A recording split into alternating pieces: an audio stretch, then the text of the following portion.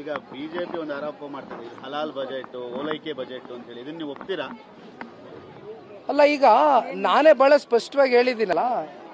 ಈಗ ನಿನ್ನೆ ಬಡ್ಜೆಟ್ ಅಲ್ಲಿ ಹತ್ತತ್ರ 16 ಪ್ರೋಗ್ರಾಮ್ ವಿಶೇಷವಾಗಿ ಕೊಟ್ಕೊಂಡಿದ್ದಾರೆ. 16 programmes for Muslim community.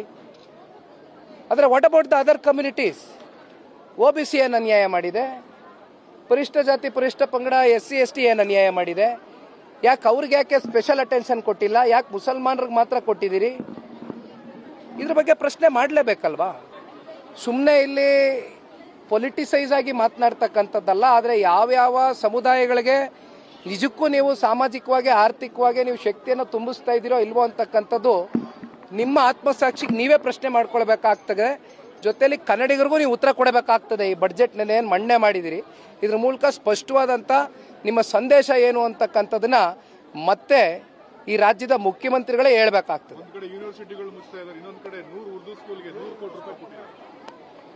Urdu ಸ್ಕೂಲ್ಗೂ ದುಡ್ಡು ಕೊಟ್ಟಿದ್ದಾರೆ, ವಫ್ ಬಿಲ್ಡಿಂಗ್ ಕಟ್ಟಡ ಕಟ್ಟಲಿಕ್ಕೂ ದುಡ್ಡು ಕೊಡ್ತಾ ಇದ್ದಾರೆ. ಈ ರೀತಿ 16 ಪ್ರೋಗ್ರಾಮ್ಗಳು, ಲಿಸ್ಟ್ ಆಫ್ ಪ್ರೋಗ್ರಾಮ್ಸ್ ನಾವು ನೋಡ್ತಾ ಇದ್ವಿ, ಬೆಳಿಗ್ಗೆ ಪತ್ರಿಕೆಯಲ್ಲಿ ಅಬ್ಸರ್ವ್ ಮಾಡ್ತಾ ಇದ್ವಿ. ಸರ್, ನನ್ನ ರೆಸಿಗ್ನೇಷನ್ ಯಾಕೆ ಸರ್? ನಾನೇ ಜಾಬ್ಸ್ ನ ಕ್ರಿಯೇಟ್ ಮಾಡಿ ಬಾಸ್ ಆಗ್ಬೇಕು ಅಂತಿದ್ದೆ. ಹೇಗೆ? Boss Vala B the boss.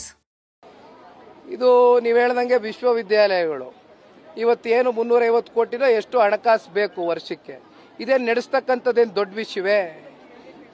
Y are they not managing the funds appropriately? Why are they mismanaging the funds? ಇಷ್ಟು ಸಂಪತ್ಭರಿತವಾದಂಥ ರಾಜ್ಯ ಮಾತ್ರ 4,09,000 ಕೋಟಿ ಬಡ್ಜೆಟ್ ಮಂಡನೆ ಮಾಡಿದ್ದೀವಿ ಅಂತೀರಿ. ಒಂದು ವಿವಿಗಳನ್ನ ನೀವು ನಡೆಸ್ತಕ್ಕಂಥದಕ್ಕೆ ಇವತ್ತು ಸರ್ಕಾರ ವಿಫಲರಾಗಿದ್ದಾರೆ ಅಂತಕ್ಕಂಥದ್ದಾದ್ರೆ ಇನ್ನು ಸರ್ಕಾರ ಎಲ್ಲಿಗೆ ಬಂದು ನಿಂತಿದೆ ಅಂತಕ್ಕಂಥದ್ರ ಬಗ್ಗೆ ಇವತ್ತು ಜನಸಾಮಾನ್ಯರು ಯೋಚನೆ ಮಾಡಬೇಕಾಗ್ತದೆ. ಯೋಚನೆ ಮಾಡ್ತಾ ಇದ್ದಾರೆ ಈಗಾಗಲೇ. ಅಲ್ಪಸಂಖ್ಯಾತರಿಗೆ ಶಿಕ್ಷಣದ ಪ್ರಮಾಣ ಕಡಿಮೆ ಆಗಿದೆ, ಅವ್ರಿಗೆ ಶಿಕ್ಷಣ ಕೊಡೋದು ಬೇಡವಂತ ಖುದ್ದು ಮುಖ್ಯಮಂತ್ರಿಗಳೇ ಹೇಳಿದ್ದಾರೆ.